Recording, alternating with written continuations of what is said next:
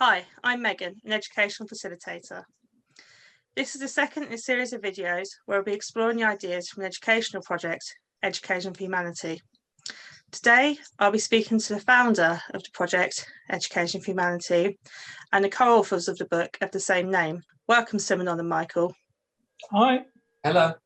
Can I begin by asking you, Simonon, in chapter 2 of your book, An Experiment in Humanity, you describe your experience in running an educational unit based on your educational principles. Can you explain what they were? Well, I started off by asking myself the question, what is education for? And I felt the most important answer really was to develop a sense of humanity in people. Because, as has been said, if a school does not develop decent human beings, then it's failed.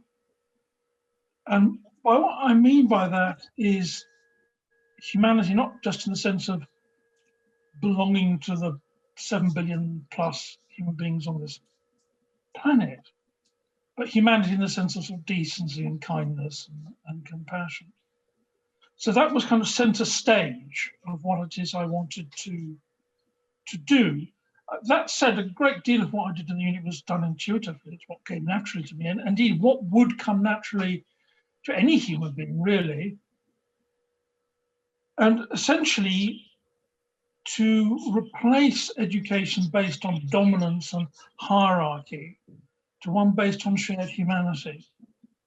And the really important point here is you can't teach humanity like some academic discipline.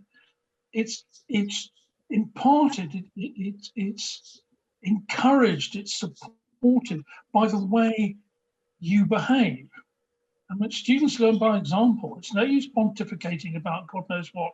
They'll take no notice at all. They'll watch what you do, how you behave, and then how the whole atmosphere of the classroom or the schools is. And so that's really my decision to put shared humanity at the very center of what we did. What does that mean? Well, first of all, the fact that I'm a human being and Michael was a student at the University of human being, and all his other fellow students, and the cleaner and the counsellor and the school secretary and so on. The fact that we're human beings is the first and most important thing about ourselves. And then we had different roles and responsibilities. So when students first arrived, I simply said, look, I'm going to have good days and bad days, and I'll probably put my foot in it and say the wrong thing or forget to do something or whatever. And when that happens, I will try and say sorry, and I just ask you to do the same. So it's from the moment they arrived, I explicitly explained this idea of shared humanities. We had rules. The most important one was to treat each other with respect and consideration, but those rules applied to staff and students alike, and that's absolutely key. And that also means that when I messed up, I just needed to say I'm sorry, which indeed I did, by the way, and that's fine. And so we replace the idea of, telling people off, punishing people, controlling everything, to a more natural human interaction where people can make mistakes and it's not a big deal, and we can take responsibility and move on. And really it was built around that. And the other element of it was not to try and artificially put myself in a privileged position above other students. And, there's an old military saying, a good general shares in the privation of their troops. And what I mean by that is I sat on the same rubbish plastic chairs that they did, had the same wonky computers that buffered endlessly that they did, and so on. Rather than sort of feeling that I had to give myself some kind of puffed up position, some grand chair and desk and, push in front of them in the queue or whatever it is, all those things that I'm afraid do go on in schools. So it's just really being eye level with other students, sharing the ups and downs of everyday life. So that was really basically my thought, and then I just worked stuff out from there. Thank you, Simon. That sounds such a refreshing approach to what I've seen and heard of within education. Thank you for that. Michael, you were a student at the unit and you later co-authored the book. Can you explain to me about your first impressions of the unit? How was it different? Well, first of all, it was very daunting because I hadn't been at school for quite a while. So going back to an educational setting was a daunting prospect, because I kind of just expected it to be exactly the same as it was before. I was worried about people in the unit having preconceptions of me and my behaviour and who I was as a person because of my reputation, shall I say, in my previous school. When I was walking down the drive to meet Simonon on the first day, I thought, oh my dear Lord. He was standing there in this very dark suit, he's very big, he's got his beard, and I turned to my auntie and I said, I'm not going to like you. I don't think we're going to get along. And I was right. No, I'm only joking. we initially made a really good bond. And it's because of one conversation we were having, and I said to him, God, you must have heard some things about me. He said, I'll be honest, I have. He said, but I take you for who you are now, not for what you've done in the past. And that hit me in that moment. I thought, wow, you know, I can really be who I want to be. I can be a new me. You know, I don't have to be Joker, naughty Michael, who I was at my previous school. I can be good and want to learn, because ultimately that's all I wanted to do. It was nice to be in a place where you weren't judged. Everybody, it sort of felt like a family, dysfunctional maybe, but a family nonetheless, you know, and I actually had people around me that I could rely on, people that I could turn to in a moment of frustration or stress, or because I had lots of different things going on outside of school as well. And that was refreshing to know that there were people there that had my back, that were there just to help me move on in my life. So my first impression was daunting, but I left adoring the place, I suppose. Thank you, Michael, for that honest reflection of your time. It's really valuable. Simonon, a key issue you raise is about respecting the individual. What do you mean by that, and how does it work in practice?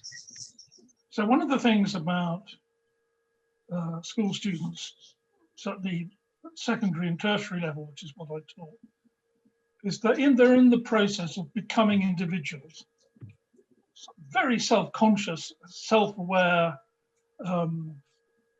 and it's recognizing that rather than kind of trying to impose a kind of uniformity on students at the very time they're trying to express their individuality, which is rather what schools do, literally actually in the case of the UK, imposing uniform.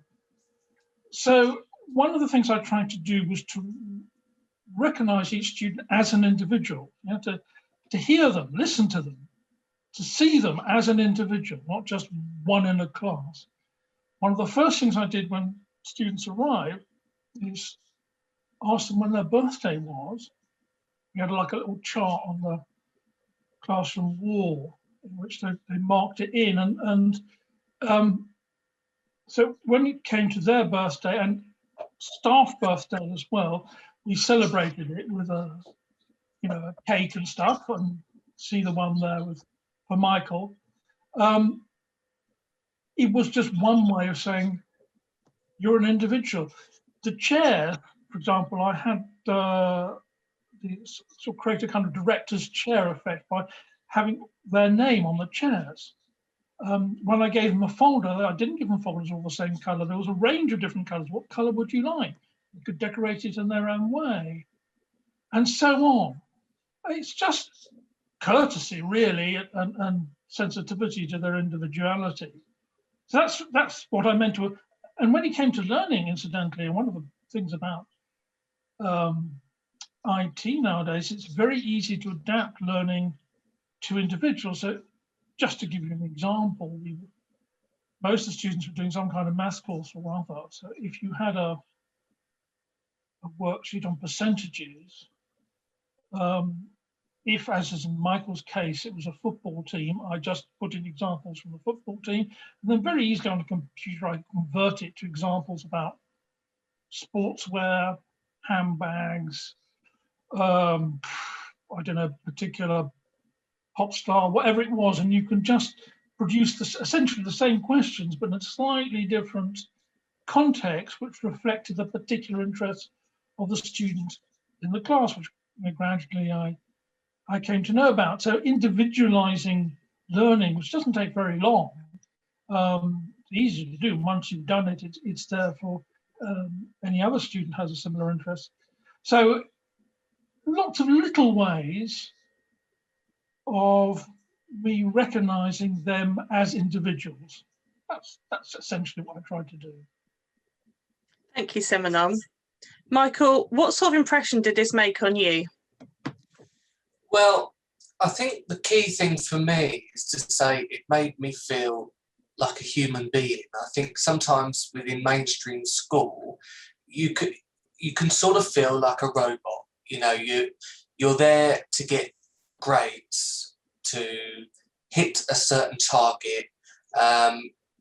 So you're not that your thoughts and interests aren't really taken into account. They're not the primary target. You know, it's just you need to get these grades, and this is how you're going to do it. I don't care how you do it, you're going to do it. So when you come to the unit and Simonon asked me when my birthday was, I was like, what? Why are you asking me that? You know, no teacher has ever taken interest in the day I was born, and that is, one of the key things in your life, the day you was born. Everyone looks forward to their birthday, and it reminds you that you are just a human being, and that was refreshing, and when it came to, the worksheets and the folders, you got to decorate them in all sorts of ways that you wanted to, and that allowed me to take ownership of that. I took pride in my folder with all my work in it. So I looked after it and I wanted to keep it nice. Whereas if you're just given a brown, folder, here you go, put your work in there, it's forget that, whatever, But if it's something I've created, and I'm a creative person anyway, it allows me to take ownership of that object. And I'm not a very academic person, so when it came to doing things like that, it allowed me to educate myself in different ways that suited my personal learning. If you just gave me a worksheet with lots of numbers on there, I'd go into a state of panic. I think, I don't know what to do. But like Simonon just said, if say you're doing a simple addition, you've got 10 footballers and then 15 extra footballers join in, that allows my brain to work it out easier. So it was really refreshing. And the most key thing is it makes you feel like a human being, and that's where the humanity comes in. Thank you very much for that, Michael. One question or concern that parents and educators might have is that of the authority and the discipline. How would that work in your unit, Simonon? And Michael, what was your impression? So the first principle is prevention is better than cure.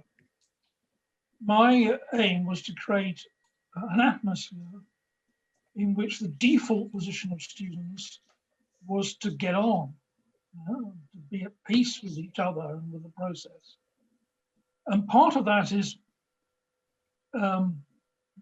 when I first encountered them to show my own humanity. Notice what I didn't do when they first arrived was sort of start barking orders at them and throwing my weight around and all the rest of it. At the same time, there were very clear rules. But to make it almost odd for a student to misbehave, because it was an atmosphere of friendship, shared endeavor, it's okay to make mistakes, de-escalating problems. And every time you do something that helps a student connect to you, the other students, the other staff, it's like a very thin thread, easily broken. There's another thread, and another thread, and another thread, and it's what I call the 1,000 threads. And in the end, it really binds a student in. So really to create an atmosphere of peace and harmony, which was commented on, is probably the most effective bulwark. Now, occasionally we had flare-ups, not very often, but occasionally we did. One of the things that's really helpful when a student loses the plot, as occasionally they will, as occasionally teachers do, is to ask them this very simple question: what do you need right now? And that question takes the focus away from whatever they're losing the plot about to themselves, to what they need. I'll just give you a very simple example. There was a row that suddenly sort of blew up seemingly out of nowhere. Two students really at each other. And I mean, I stepped in between them. I could see the one that was really losing it. And I asked her that question. She said, I just need a little bit of peace and quiet. And it so happened we had a garden outside and I could see through the window what she was doing. So, okay, go out in the garden. I'll talk to you at break time. And we just left her there. I was able to talk to her, and there was an issue, and we spoke to the counsellor and so on and so forth. So really, if you get away from what I might describe as a sort of lion tamer's approach to discipline, in which the teacher has to dominate the class through fear, coercion, punishment, you remove a lot of the aggression in the class. Now, I can think of one student in all that time that we had to exclude. And the students who came, I should say, by and large, are ones that either couldn't cope with mainstream school or mainstream school couldn't cope with them, or some combination of both. So they were not the easiest students necessarily to deal with, but in this sort of atmosphere, a lot of aggression just went. And the other thing I mean, again, it may seem a bizarre way of dealing with it, is a lot of the aggression got channeled through gameplay. We used to have this system of learning, reinforcing whatever had been learned that session by playing games which are essentially quiz games. Each sets of questions according to the ability of the student. And again, people were competitive, people got interested in it, and it just got rid of a lot of stuff, as well as incidentally being a very good way of learning stuff. So I find that a lot of problems in schools with discipline can to some degree be self-created. And we just try to get rid of most of them. I don't know, Michael, how you found it, because you, as you said, had a track record of misbehaviour. Yeah, I think when you were at the unit. I think what it was, as you say, it was the atmosphere, the peace, and the tranquility that had the effect, because you was never afraid to make a mistake. I think that's where a lot of misbehaviour comes from, is the frustration of not being able to do something. Perhaps you get caught up in trying so hard to get it get it right, and you just end up spiraling out of control. But not being afraid to make that mistake and being allowed to get it wrong without any consequences was refreshing, and everyone was there to help. You know, we all had our strengths. I know one student who was really, really good at maths. I'm not. Hold my hands up. But if there was anything that I was struggling with, they would be there to help. And vice versa, if when we was reading things like Blood Brothers or Lord of the Flies, that is my forte, you know. So if they were struggling, I could lend a hand and say, oh, well, actually, this means that, or this looks like that's portraying that, you know. So it was having that network of people that you could trust to help you in that moment. So that instantly reduces that frustration. Obviously, like Simon said, we all had our moments. Nobody's perfect, you know. We're all human beings. Some things people do, I don't like. They do, I do that, they don't like. But it's again how you cope with that. And that question, what do you need now, instantly takes your mind off of that moment of frustration to think about, oh, what do I do need now? Oh, right, yeah, maybe if I go outside, that might help me feel a little bit better. So it's taking that mindset elsewhere. And that's where it's useful. It's a really useful tool.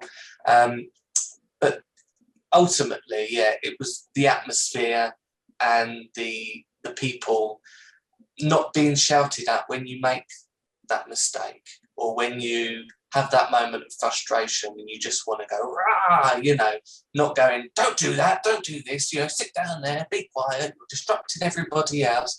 It's that moment of, right, calm down, what do you need now? You know, it's that freedom, I suppose, of being allowed to make those mistakes that humans make. That's just a natural thing that everybody does. So, yeah, it was really, really helpful. Thank you both for your really valuable comments there. How would you say, Simonon, that learning was approached differently at the unit? And Michael, how did you experience it? So one of the things I strongly believe in is there needs to be balance between challenge and nurture for a student. This unit is not a soft option. In fact, a lot of students, I think Michael included, but I'll speak for himself, found they ended up doing a lot more work than they would normally do. Challenge and nurture, to create a nurturing environment, and Michael has already spoken about that, to be supportive, but also to challenge students to see if they can stretch themselves. Sometimes it's suggesting, well, you've got this strength here. Michael, case in point, has mentioned literature. So I said, okay, well, what about doing English literature, GCSE, which I kindly volunteered him for. And then sometimes it's making learning a kind of adventure. Rather than you have to hit this grade, is, well, let's just try this out. The other element is using what we know works. And it has been long established that short lessons work better than long lessons, and to do with the attention span of students. And I said, broadly speaking, it's your age plus, I don't know, 2, 3, 4 minutes. So we had lessons that were half an hour long, 5-minute break, another half an hour. And that enables students to keep the level of concentration up.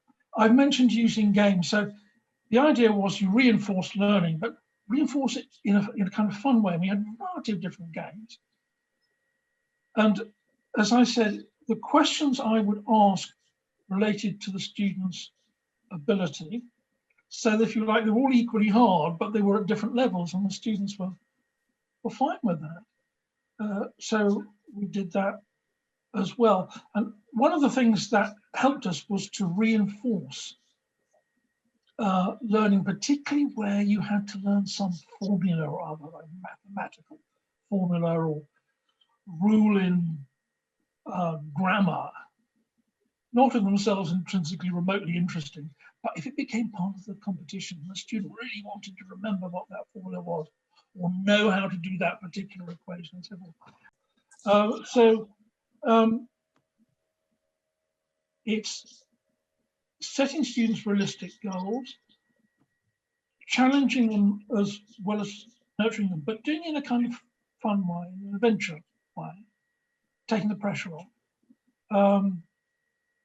and reinforcing learning. Very simple things, but it did mean that the atmosphere of learning shifted.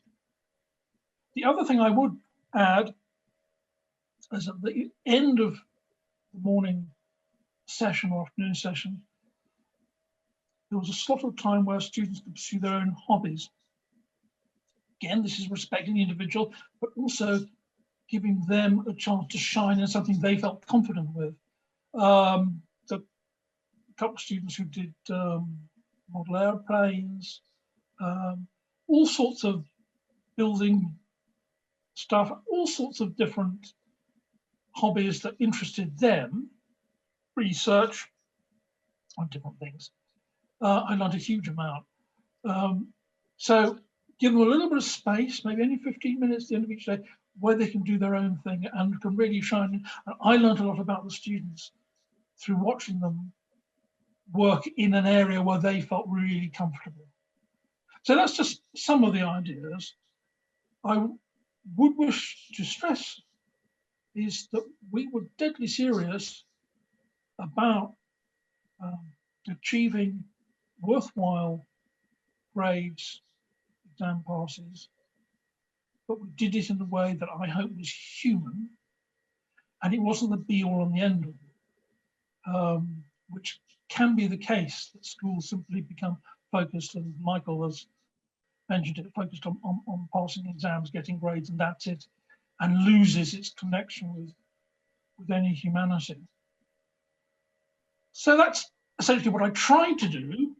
How successful I was, well, yeah, I'll leave it to Michael to judge.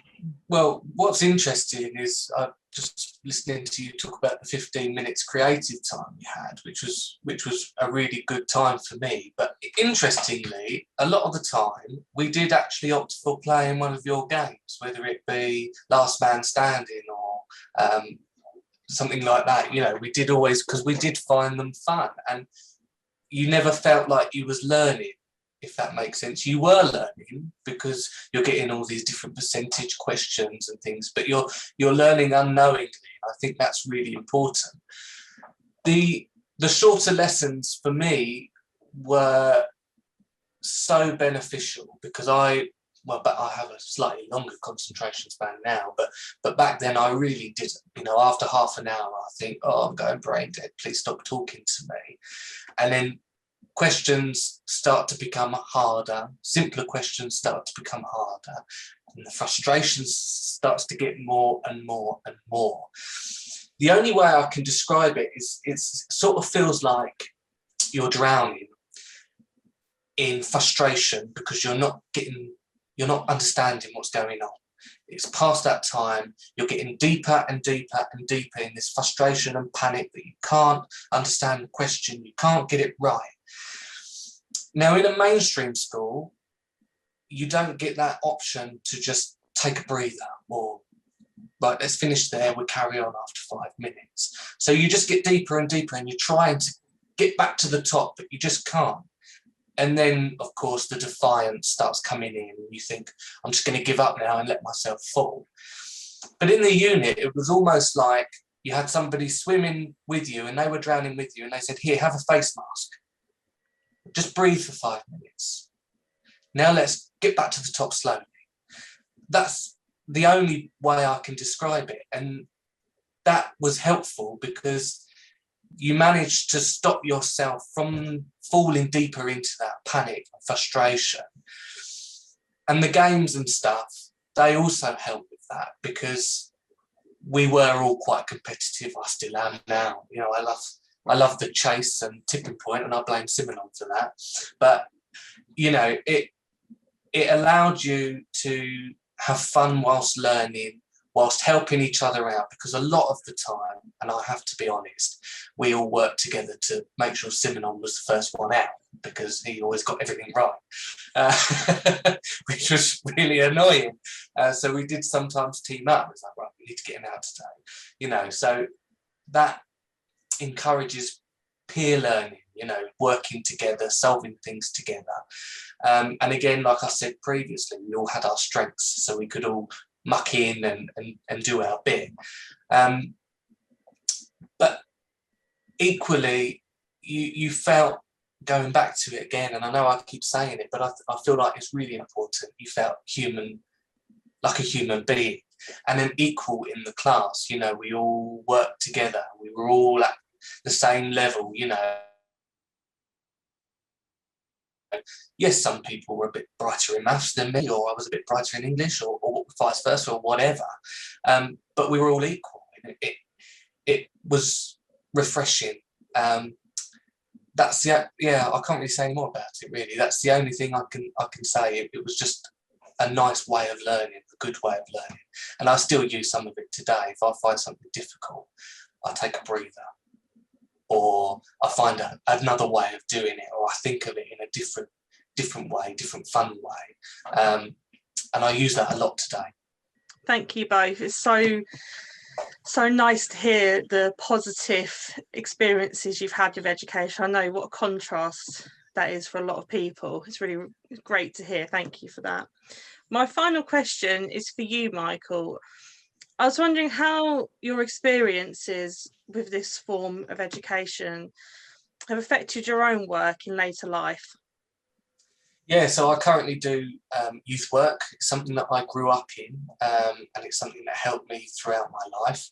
And I wanted to give something back. So I use a lot of tools from the Youth Hub. The main one I use, from the unit, sorry. The main one I use would be What Do You Need Now? Because I think it is so beneficial. And I work with a lot of underprivileged children who have lots of different home issues and are lost in their way, a bit like I was, I suppose, back then. And asking what they need now allows them to think about things differently, takes their mind off any stresses that they have. And obviously, you're not always able to give them what they want or what they need right now. But if it's a moment of silence, or just a breath of fresh air, or I'd really love just to have a kick around with a football, let's go, using their interests as well, which I suppose is a bit easier for me because we're not so much of an educational setting. We don't have to do maths and English and things like that, but we do different things, maybe sexual health, things that might be a little bit embarrassing or hard to talk about. So using their interests in those kinds of ways really helps them, and it helps us engage with them. I think the key thing for me is treating them like an equal, and that includes opening up about things about yourself and my past, and showing them that just because things are the way they are now doesn't mean that they have to be forever, and you don't have to follow that path forever. I am a prime example of that. I'm standing right in front of you now. I was where you are, and this doesn't have to be how it forever, and showing them that they can do good, and showing them how they can do that in ways that I learned from Simonon in his teaching style, and in his unique way.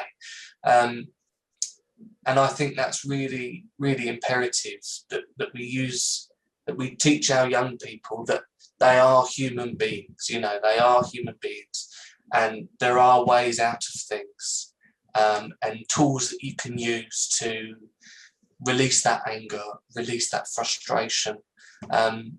So that's how I use it today, and it works.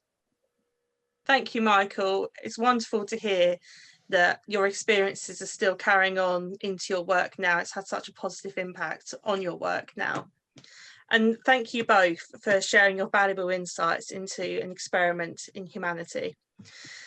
You can find out more by visiting educationforhumanity.co.uk, where you will also find the book Education for Humanity, and you can look into more of the ideas in depth